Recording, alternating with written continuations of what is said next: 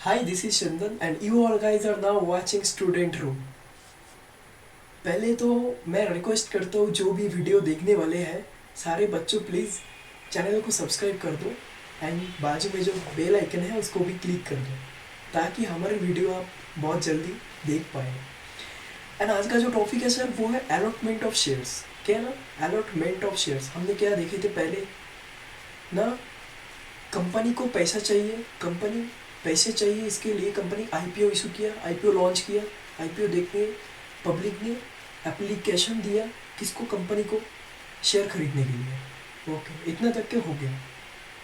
इसके बाद अब एप्लीकेशन जो दिया इसके रिगार्डिंग कंपनी को शेयर्स अलॉट करना पड़ेगा किसको, पब्लिक को, जो भी एप्लीकेंट है उनको शेयर्स अलॉट करना पड़ेगा। नहीं तो वो पैसा लेके तो हम भागेंगे तो नहीं ना, एप्लीकेशन मनी जितना आया वो तो लेके हम भाग जाएंगे नहीं। अब उसके रिगार्डिंग अलॉटमेंट करना पड़ेगा किसको, पब्लिक को। तो ये होता है अलॉटमेंट ऑफ शेयर्स। हम देखते हैं कि अलॉटमेंट ऑफ शेयर्स में एक्चुअल में क्या रहता है। फर्स्ट ना सर, अलॉटमेंट ऑफ शेयर्स मतलब when a company gives shares to an applicant based on the application submitted, it is called allotment of shares. मतलब जब कंपनी शेयर्स अलॉट करता है किसको ना, एप्लीकेंट को। कौन सी बेसिस में, एप्लीकेशन की बेसिस में जो शेयर बांटते हैं उसको बोलते हैं अलॉटमेंट ऑफ शेयर्स। अब अलॉटमेंट ऑफ शेयर्स का पावर किसके पास है ना, अलॉटमेंट कौन कर सकता है, कंपनी में अलॉटमेंट करते हैं the board of directors. The board of director has the power of allotment of shares. Okay, एक मिनट जस्ट ओके। अरे भाई रुक जा। ओके ना सर, अलॉटमेंट ऑफ शेयर्स मतलब अलॉटमेंट, शेयर्स की अलॉटमेंट करने के लिए पावर किसके पास है ना, बोर्ड ऑफ डायरेक्टर्स के पास पावर है अलॉटमेंट करने के लिए। ओके अच्छा है, लेकिन अलॉटमेंट ऑफ शेयर्स कौन से लॉ के थ्रू किया जाता है। फर्स्ट द कंपनीज एक्ट 2013 और सेकंड अभी देखने वाले। पहला तो अलॉटमेंट ऑफ शेयर करने के लिए कंपनीज एक्ट 2013 को फॉलो करते हैं। ओके देन, और अलॉटमेंट ऑफ शेयर्स कौन करते हैं, शेयर की अलॉटमेंट करते हैं ना दी बोर्ड ऑफ डायरेक्टर्स, उसके पास पावर है शेयर को अलॉट करने की। Okay then, under the companies act 2013 following companies have to issue shares में और securities under the in the dematerialise form. कौन से कंपनी डिमेटलाइज फॉर्म में शेयर इशू कर सकते हैं। पहला तो company making public offer in excess of ₹10 crore. जो भी कंपनी 10 करोड़ से ज़्यादा क्या कर रहे हैं, पब्लिक इशू कर रहे हैं, उसको डीमेटलाइज फॉर्म में अलॉटमेंट करना पड़ेगा। समझा। Next, unlisted public companies for its new issue with effect from the 10 सितंबर 2018। जो भी अनलिस्टेड पब्लिक कंपनी है फॉर न्यू इशू, जो भी अनलिस्टेड पब्लिक कंपनी है वो जब भी शेयर इशू करेगा तभी डिमेटलाइज फॉर्म में करेगा। ये कब से हुआ ना, 10 सितंबर 2018 से हो गया। And such other companies as may be prescribed. कौन प्रिस्क्राइब करता है ना, SEBI. And such other companies and other classes of the companies which may be prescribed by SEBI. जिसका नाम आएगा वो भी डिपोजिटरी फॉर्म में, मतलब डिमेटलाइज फॉर्म में शेयर इशू करेगा। अभी तो सारे डिमेटलाइज फॉर्म में ही होता है। अभी आया ना रिसेंटली टर्जन्स, उनका आया आईपीओ आया है अभी, अब देख सकते हो, शायद हो गया, खत्म भी हो गया आज। प्रोविजन और condition of allotment of provision क्या है एंड कंडीशन क्या है, चलो देख लेते हैं। A public company has to follow rules 2014 allotment securities rule को भी फॉलो करना पड़ेगा और सेबी का रेगुलेशन भी फॉलो करना पड़ेगा, तभी अलॉटमेंट वैलिड रहेगा। Okay, allotment of shares, a company has to fulfil the following. ये लिखा है ना इधर, for allotment of shares following. Okay चलो देखते हैं the statutory provision. First provision क्या है ना, स्टैट्यूटरी प्रोविजन। स्टैट्यूटरी प्रोविजन में क्या है ना, this are the provision laid down by the companies act 2013। First, registration of prospectus. आप जो प्रोस्पेक्टस लॉन्च कर रहे हो, आप जो प्रोस्पेक्टस इशू कर रहे हो पब्लिक को, किसको ना पब्लिक को, वो रजिस्टर्ड प्रोस्पेक्टस होना चाहिए। पहला रजिस्टर्ड कैसे है, company, a copy of the prospectus must be filed with the register of the companies, a copy of the prospectus must be filed with the ROC, मतलब जो भी प्रोस्पेक्टस इशू उसका एक कॉपी ROC के first for registration on और before the date of publication, जिस दिन आपका पहले आपके प्रोस्पेक्टस का ROC के पास रजिस्टर्ड होना चाहिए। आप अगर नहीं करते हो, share cancel, allotment cancel, okay. Then this prospectus must be signed by every proposed director and वो प्रोस्पेक्टस को कौन साइन करता है ना वैलिड करने के लिए, एक मतलब every sign by every proposed director, हर एक डायरेक्टर को भी करना पड़ता है, और हिज ड्यूली ऑथोराइज एडवोकेट। और अगर डायरेक्टर नहीं रहता है तो उस ड्यूली ऑथोराइज एडवोकेट, मतलब वो डायरेक्टर्स जिस एडवोकेट को ऑथोराइज करेगा वो साइन करेगा उसमें। मैं एंड नहीं लिखा है, पहली बात तो इसमें मैं बता देता, ये और लिखा है, मतलब this prospectus must be signed by every proposed director, हर एक डायरेक्टर की साइन होना चाहिए।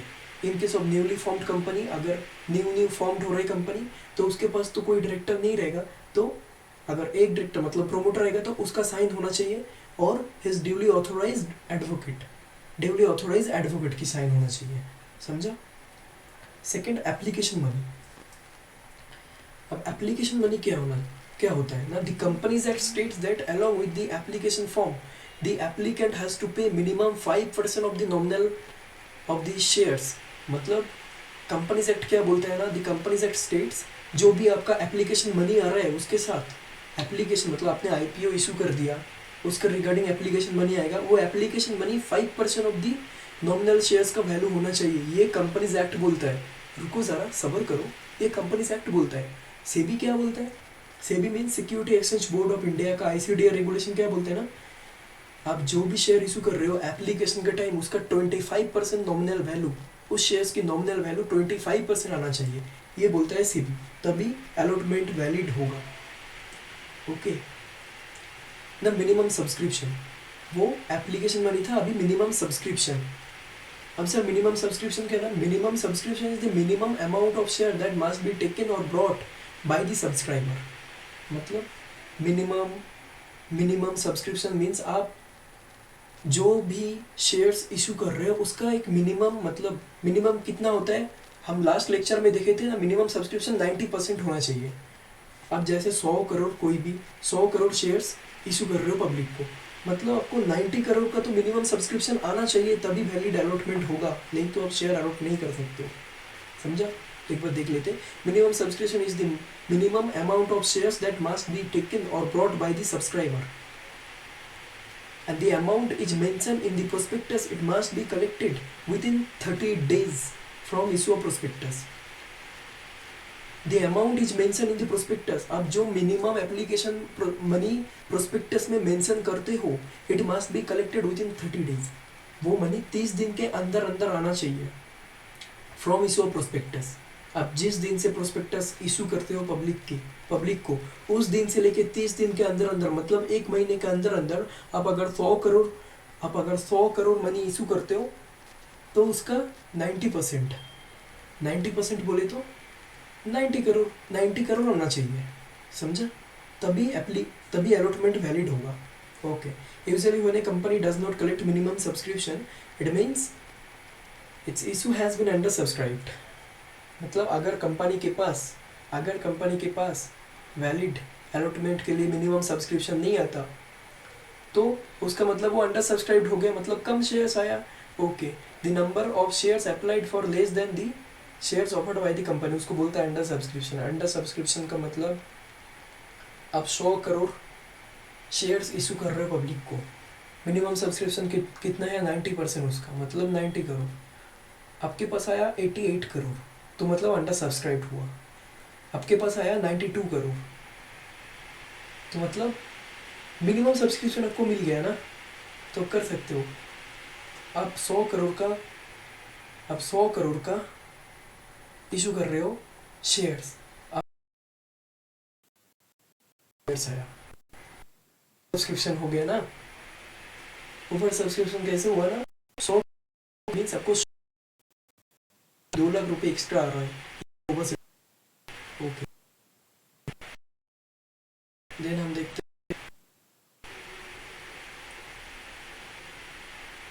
ना under writing agreement. Under writing agreement क्या होता है ना, जब कंपनी शेयर इशू करते हैं किसको, पब्लिक को।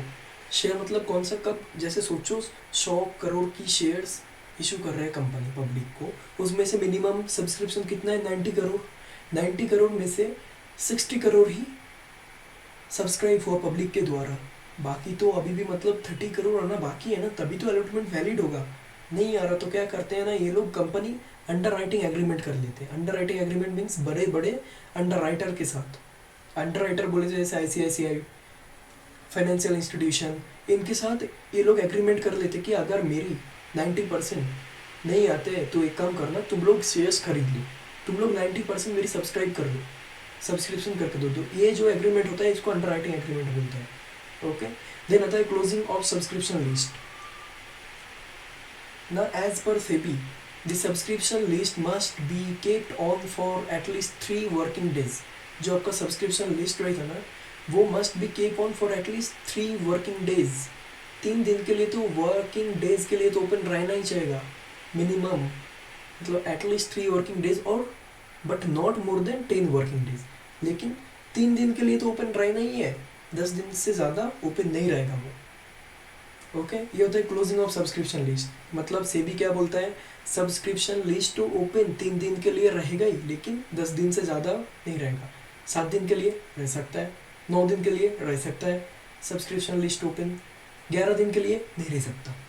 क्यों, 10 दिन तक के रहना है। Okay, then basis of allotment.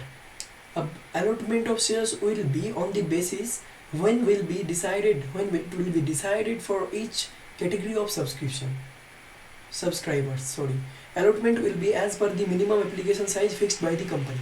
ना basis of allotment क्या होता है ना, allotment का size कौन डिसाइड करता है, कंपनी डिसाइड करते हैं। किसके पास है पावर, बोर्ड ऑफ डायरेक्टर्स के पास पावर है, तो obviously board of director decide करते हैं ना बेसिस ऑफ अलॉटमेंट क्या होगा। देन आते हैं ओवर सब्सक्रिप्शन। ओवर सब्सक्रिप्शन जैसे बताया the every company before making over subscription means when application received for shares more than the number of shares offered by the company. अब जितना share offer कर रहे हो किसको, पब्लिक को, उससे ज़्यादा का शेयर की सब्सक्राइब हो गया, एप्लीकेशन आ गया उससे ज़्यादा, तो ये होता है ओवर सब्सक्रिप्शन। अब जब ओवर सब्सक्रिप्शन होता है तो कंपनी ज़्यादातर प्रो राटा अलॉटमेंट कर देती है या तो रिजेक्ट कर देते हैं, वो हम बाद में देखेंगे, ये अभी का बात नहीं है। अभी मतलब ओवर सब्सक्रिप्शन मतलब होता है क्या, आपने 100 करोड़ का 100 करोड़ का शेयर्स इशू किया पब्लिक को, आपके पास आया 105 करोड़ का एप्लीकेशन, तो 5 करोड़ एक्स्ट्रा आया, ये होता है ओवर सब्सक्रिप्शन। देन आता है permission to deal on stock exchange ना। Permission to deal on stock exchange, आप शेयर इशू कर रहे हो पब्लिक को, तो स्टॉक जो आप शेयर इशू करते हो पब्लिक को, उसका जो ट्रेड भी किया जाता है शेयर्स का, तो ट्रेड किधर होगा, मच्छी बाजार में जाके ट्रेड होता है क्या इसका, नहीं होता है। फिर ये सामने वाले चौक में जाके होता है क्या ट्रेड इसका, भाई शेयर ले लो 2 रुपये का, ऐसे नहीं होता ना।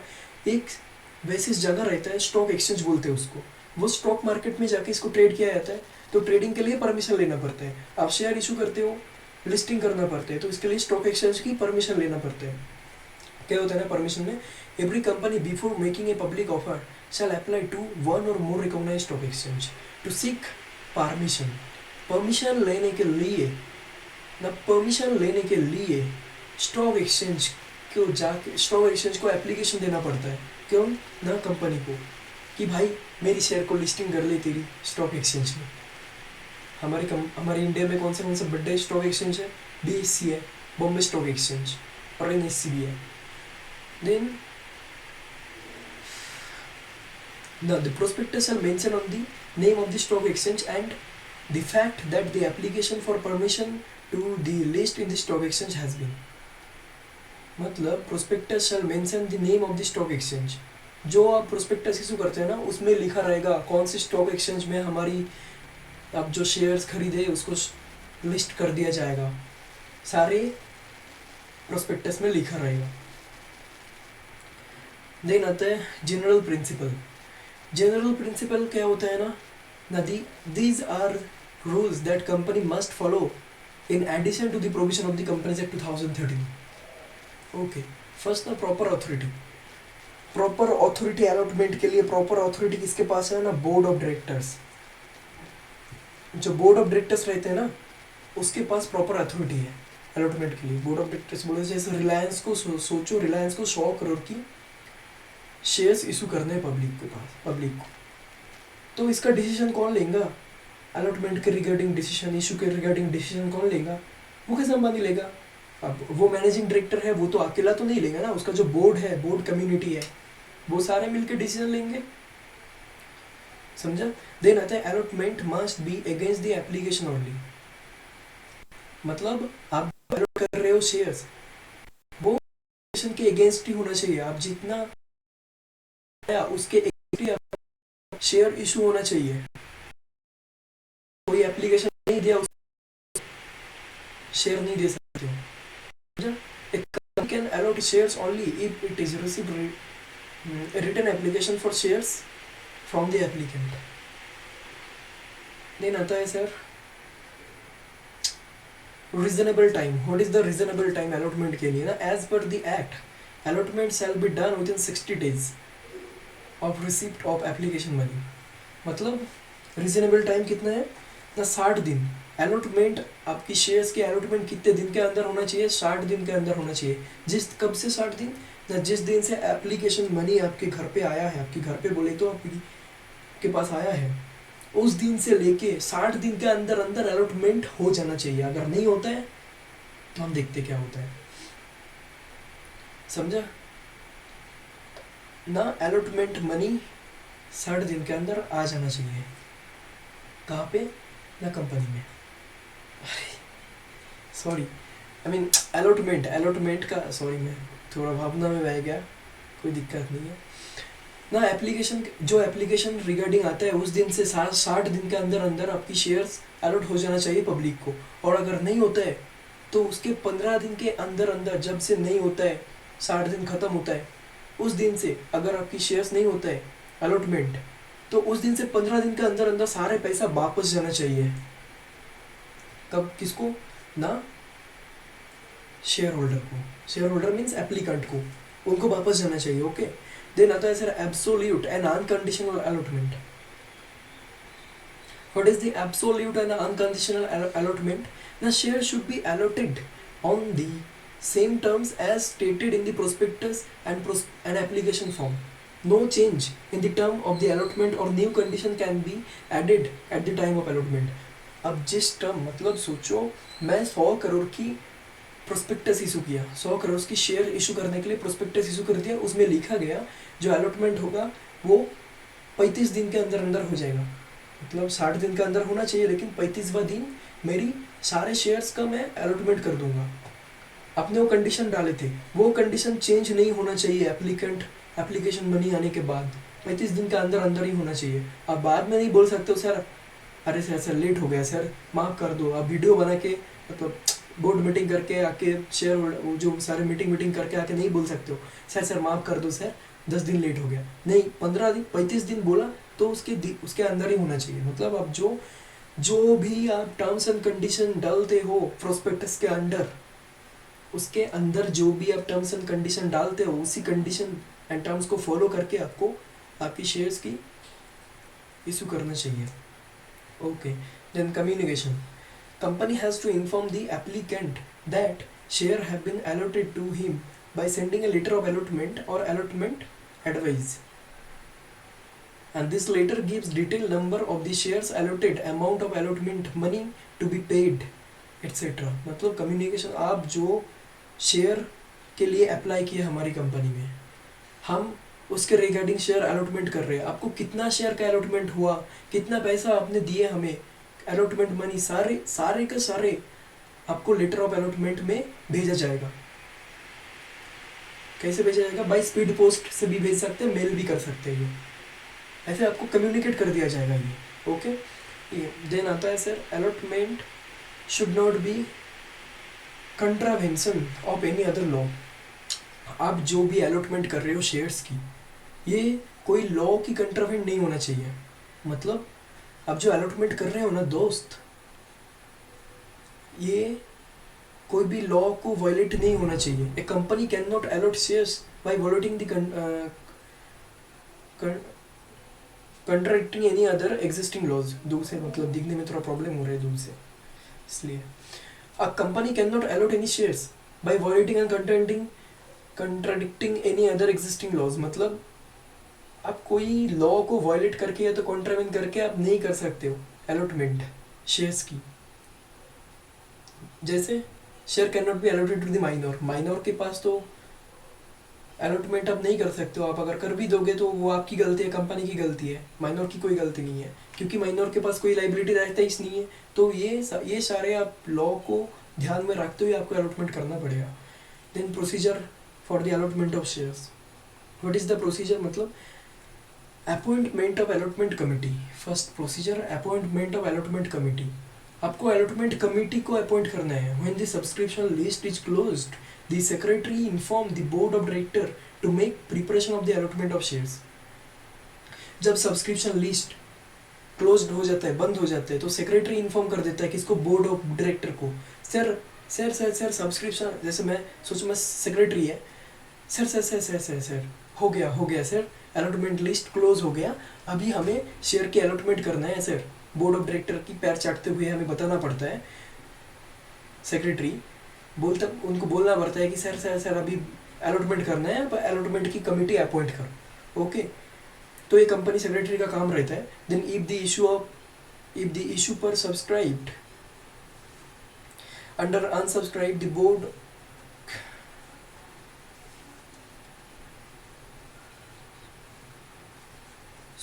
if the issue is per subscribed or under subscribed, the board can do allotment of shares, but if the issue is oversubscribed, the board has to appoint an allotment committee to undertake the work of allotment.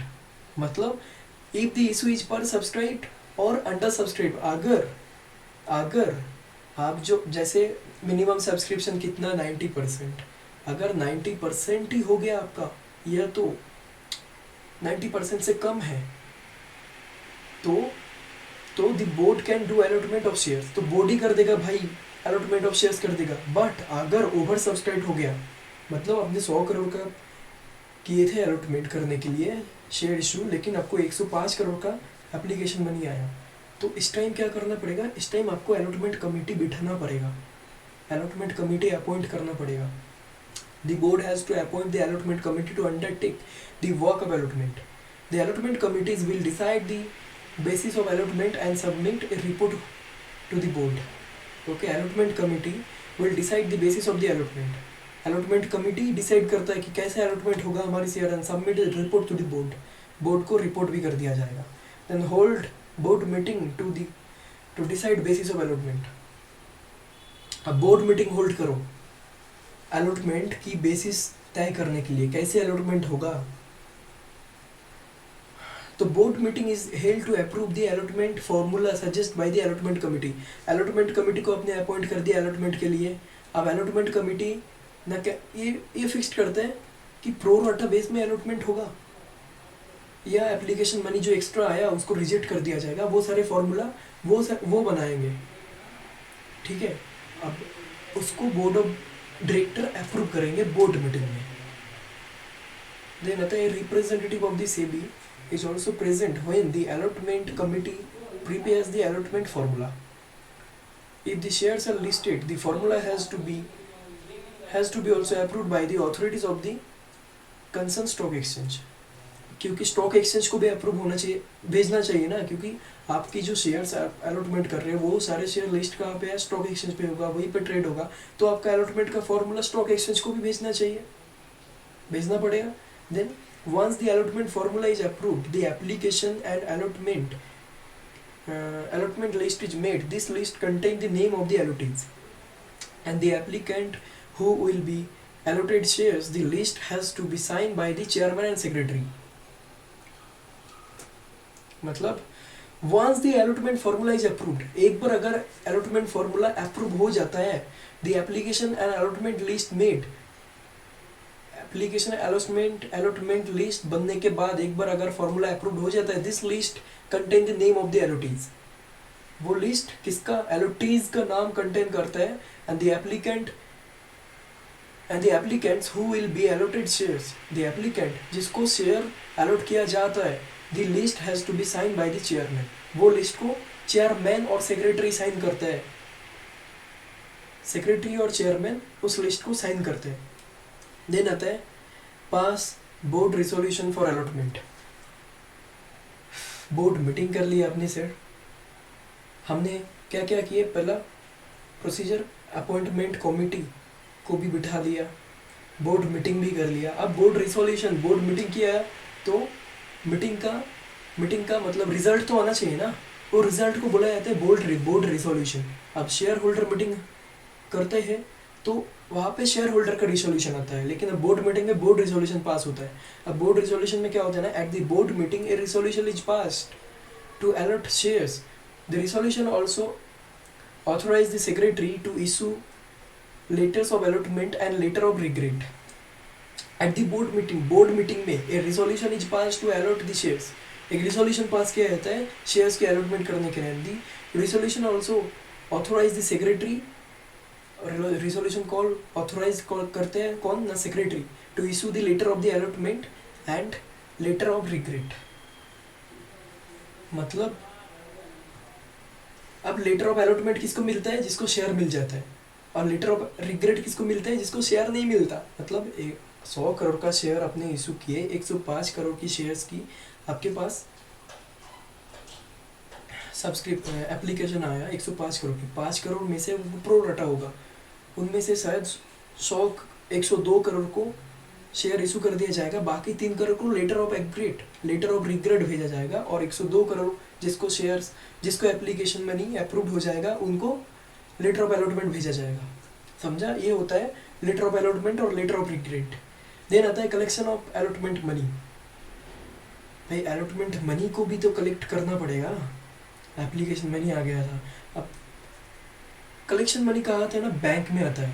कौन से bank में हम देखते हैं. The letter of allotment states the money to be paid by the applicant on allotment of shares. The letter of allotment states मतलब letter of allotment में लिखा जाता है the money to be paid by the applicant on allotment of shares, उसमें लिखा जाता है letter of allotment में. Then the money has to be paid in the bank specified by the company within the specified time. Specified time के अंदर जो specified कर दिया गया, उस स्पेसिफाइड टाइम के अंदर उस बैंक में डिपॉजिट करना पड़ता है वो मनी, और इसको अजबा कलेक्शन बोलते हैं. अजबा मतलब application supported by the block amount.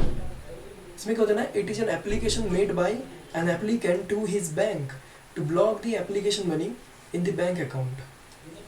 मतलब आपका जो बैंक अकाउंट में है पैसा, उसमें से कुछ पैसा मतलब अलॉटमेंट के लिए क्या लिखा गया है ना, it is an application made by the applicant to his bank. Application made by the applicant. कौन बनाता है ना, एप्लीकेंट खुद बनाते हो एप्लीकेशन, टू हिज बैंक, उसकी बैंक को देता है, to block the application money in the bank account. सोचो आपके बैंक में 20,000 रुपये है, उसमें से अपने 10,000 का आपका अलॉटमेंट मनी है. अब आप एप्लीकेंट हो, आप बैंक को एप्लीकेशन लिखते हो, बैंक 20,000 में से 10,000 मेरी ब्लॉक कर दे एसबा के थ्रू. क्यों, मैंने शेयर खरीदा तो वो मनी ब्लॉक कर दे, वो जब लेंगे, वो जब चाहेंगे उठा लेंगे वो पैसा.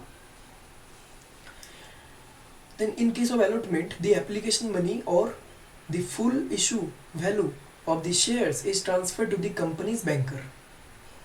कंपनी का जो बैंक रहता है उसमें ट्रांसफर हो जाता है. कब होता है ना, ब्लॉक होने के बाद. वो मतलब 20,000 में से जो 10,000 आपका ब्लॉक हुआ, वो उसमें आप कुछ नहीं कर सकते, और वो ट्रांसफर हो जाएगा किसको ना, कंपनीज बैंक को. Okay. Arrangement relating letter of the renunciation. सोचो अब लेटर ऑफ द रिनाउंसिएशन में क्या होता है ना, सोचो मैंने 20 शेयर खरीदा था रिलायंस का, अब मुझे नहीं चाहिए, अब मैं मेरी शेयर्स को मेरी भाई को ट्रांसफ़र कर रहा हूँ. सोचो, तो उसके लिए लेटर ऑफ रिनाउंसिएशन होता है, वो फॉर्म आता है, वो फॉर्म फिलअप करना पड़ता है. An applicant who has been allotted shares can renounce the shares in favor of another person. कर सकता है, बिल्कुल कर सकता है. The applicant has to fill up the form for renunciation and submit it with the original copy of the letter of allotment. किसके साथ इसको सबमिट करना पड़ता है? रिनाउंस की फॉर्म को original copy of the letter of allotment. Okay, xerox copy देंगे तो नहीं होगा. टू द कंपनी, किधर किधर किधर कि इसको सबमिट किधर करना पड़ता है? कंपनी के अंदर. After approval from the board, secretary enter the name of the new allottees in the application और अलॉटमेंट लिस्ट. बोर्ड अप्रूव करने के बाद सेक्रेटरी उस लिस्ट में allotment application and allotment list में मेरी भाई का नाम लिख देगा. क्यों? मैंने 20,000 शेयर लिया था, वो मेरी शेयर्स मेरी भाई के नाम पे ट्रांसफ़र किया तो वो बन गया अभी शेयर होल्डर. समझा? देन आता है file return of allotment. Secretary has to file a return of allotment with the register of the companies within 30 days of allotment of shares. Return of allotment का जो भी file करना पड़ता है वो 30 दिन के अंदर अंदर करना पड़ता है. कब से 30 दिन? ना अलॉटमेंट होने के 30 दिन के अंदर अंदर करना पड़ता है. The return of allotment contain detail of the allotment of share including the name of the address of allottees. 30 दिन के अंदर अंदर तो अलॉटमेंट का रिटर्न करना पड़ता है. उसके साथ साथ अलॉटीज मतलब जो भी एप्लीकेंट अलॉटीज है उनका एड्रेस भी देना पड़ता है, उसका जो भी सारे डिटेल्स सब कुछ देना पड़ता है. Then prepare register of member and issue of share certificate. Prepare register of member and issue of share certificate. अब सब कुछ हो गया तो आप रजिस्टर ऑफ मेंबर को ROM को प्रिपेयर करो और शेयर सर्टिफिकेट इशू कर दो. Secretary has to enter the name of the all those applicant who have paid the allotment money in the register of member. Secretary बनाता है पूरा ROM को, सेक्रेटरी बनाते हैं एंड उसके बाद शेयर सर्टिफिकेट भी इशू कर दिया जाता है. किसको? ना अलॉटीज को. विद इन 2 months, 2 महीने के अंदर अंदर. ओके, अब देख लेते हैं शेयर सर्टिफिकेट क्या है ना. It is a registered document. Share certificate क्या है? It is a registered document issued by the company. कौन इशू करता है? ना कंपनी इशू करता है. Which is an evidence of the ownership of the specified number of share of the company. It is a registered document issued by the company. एक registered document है. ये कौन इशू करते हैं? ना कंपनी इशू करते हैं. किसको इशू करते हैं? ना एप्लीकेंट को, जो अलॉटीज को, उनको शेयर सर्टिफिकेट अलॉट किया जाता है. And share certificate is the prima facie evidence of the title of the shares. आप जो कंपनी की शेयर्स खरीदे हैं ये शेयर्स की प्राइम फेसी एविडेंस है, प्राइमा फेसी एविडेंस है आपके पास कि आप भाई शेयर होल्डर हो इस कंपनी का. कोई अगर दूसरे बंदा आके आपको बोलता है, किसने बोला तू शेयर होल्डर है? सोचो आप रिलायंस की एक शेयर होल्डर हो, आपके पास 2 शेयर है, आप एक शेयर होल्डर हो.